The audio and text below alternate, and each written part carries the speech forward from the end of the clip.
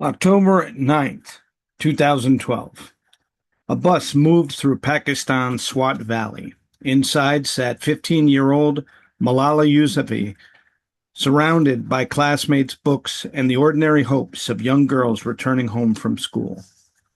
Then the bus stopped. A masked attacker stepped inside and demanded, "Who is Malala?" A gun was raised. A bullet struck her head. The attackers believed they had ended her mission. They were wrong. Malala survived, but survival alone was not her victory. She faced a decision every leader eventually faces. Would pain determine her direction? Would fear replace her purpose? Would revenge become her new mission? Malala chose something stronger. She returned to the mission she had already claimed her life. Every girl deserves the right to learn. The bullet created pressure. Mission converted that pressure into purposeful action. From a hospital bed, she recovered. From a global platform, she spoke. At the United Nations, she did not call for revenge. She called for books, teachers, opportunity, and education. The bullet failed because it could wound her body. It could not command her direction. That is the challenge before us today. Distraction rarely arrives wearing the face of an enemy. It looks like urgency, opportunity, fear, pain, or another reasonable demand. But distraction wins whenever everything receives our attention and nothing receives our allegiance. Today, we establish the primary mission. What mission deserves your full allegiance today? Welcome, everyone, to another episode of the Daily Leadership Brief. I'm your host, Jason Safford. And again, today we're looking at how distraction overtakes our day and what we can do as leaders to prevent that.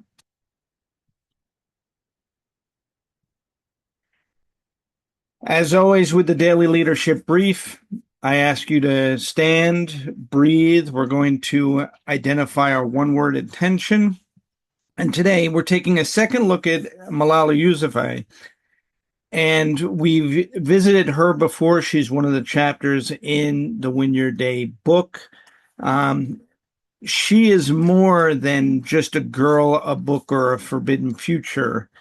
At 15, she already had a very clear mission, which was education for every girl.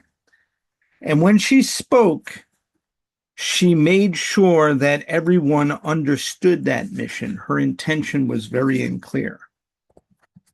So today's episode, again, is about distraction as the enemy. And it enters through the gate of direction. You can identify it through fear, pain, opposition, competing pressure, and really anything can become distraction. And that is what separates you from your mission. Again, revisiting Malala, she got shot in the head and survived. She could have chosen revenge, and instead, she focused on her primary mission, that was educating young women and fighting to get education for young women. So in reflecting on that for yourself, think about how your choices create the response. In Malala's case, she did not ask what the attack made her feel like doing. She asked what her purpose still required her to do. Okay. In thinking about your own mission,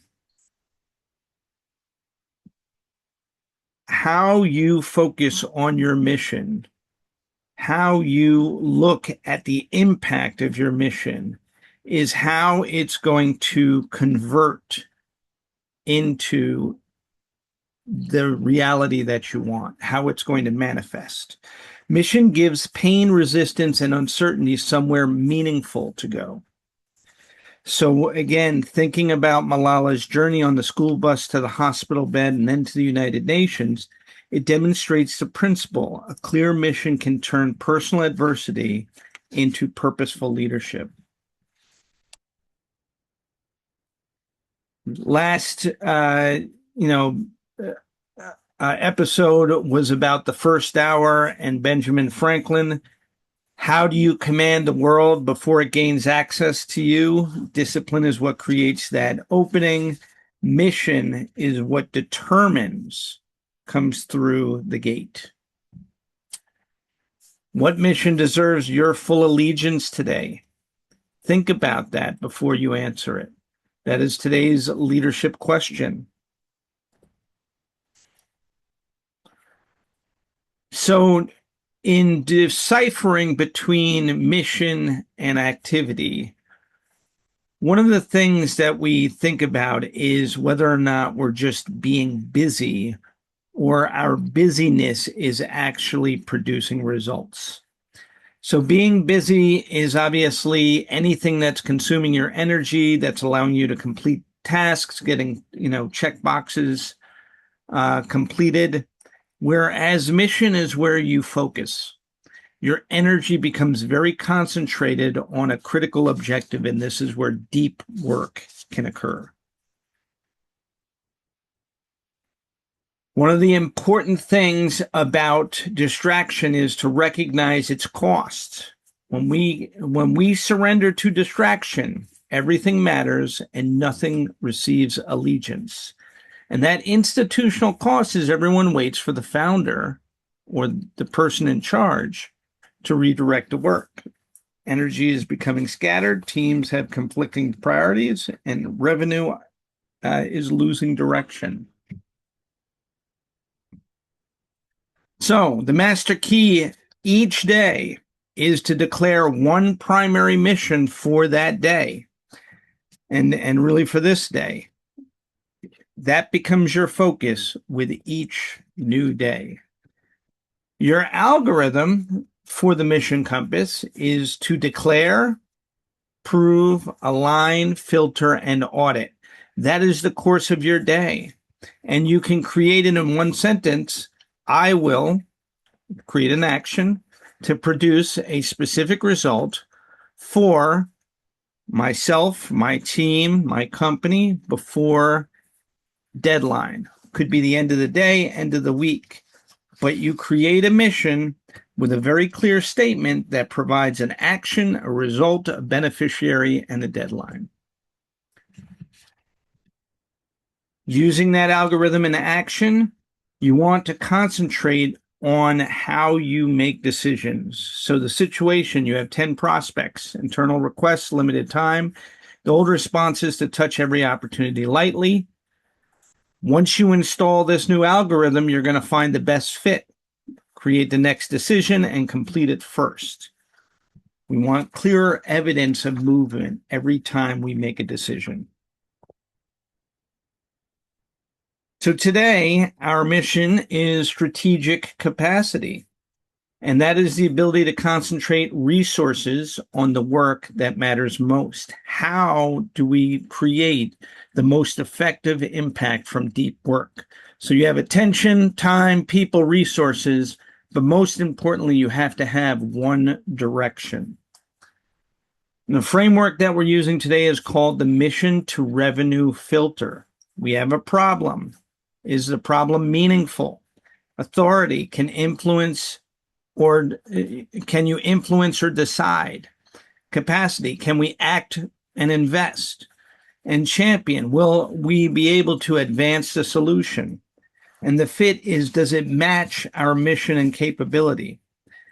So now you can test, and if the challenge or problem doesn't fit all of these tests, then you can't make it your primary mission status. Okay. We're introducing something new, which is called the daily fourfold practice. And today is about C.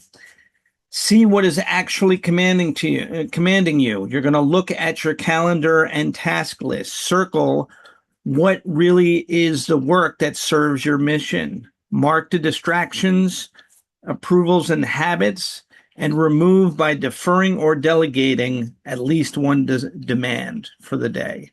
So you're going to observe before you correct. This is the daily fourfold practice.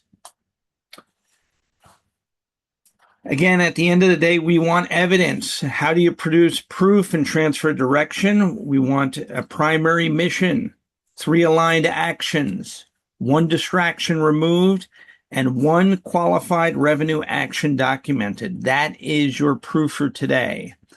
Your 1-word intention for the day, contribution, explain the mission and its decision rule to 1 other person. Okay? Today, my word is mission. A leader who gives people and resources a clear direction. My attention serves the mission. My decisions create direction. My leadership makes purposeful action repeatable. As always, I want you to focus on how you identify yourself as a leader within the day.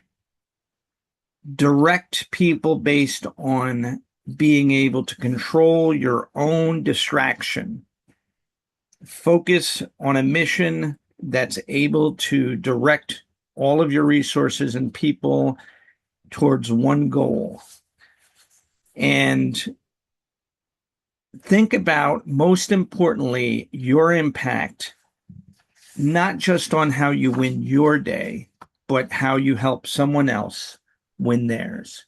As always, I'm Jason Safford. This is another episode of the Daily Leadership Brief. And I want you to go out there and, as always, win your day.